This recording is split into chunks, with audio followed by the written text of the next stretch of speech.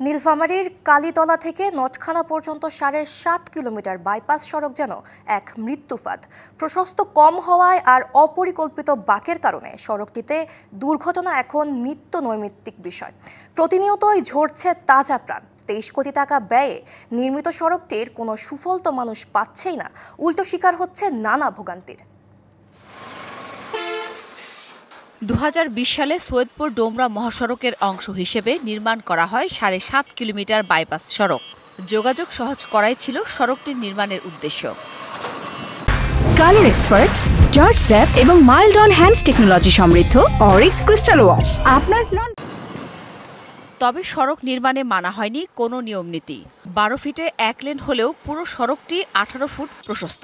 কালীতলা থেকে নটখানা পর্যন্ত সড়কে বাঁক আছে ২৫টি। রাস্তা সরু হওয়ায় বড় কোনো গাড়ি ঘুরতে পারে না এসব বাঁক দিয়ে। ঘটে দুর্ঘটনা। এই ৩টা জায়গার মধ্যে সরকার মরণে ফান করে দিয়েছে, এটা কোনো রাস্তা বানায় নিয়েছে।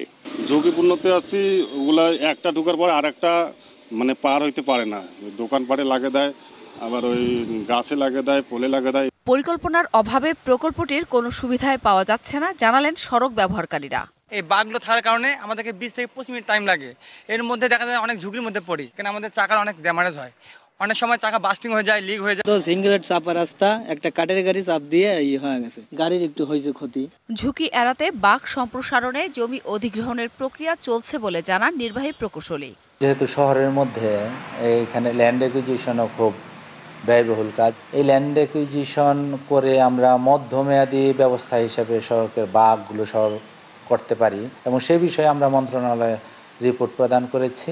ব্যবসার প্রসার ও যাতায়াত সহজীকরণে বাইপাস সড়কটি দ্রুত প্রশস্ত করার দাবি স্থানীয়দের।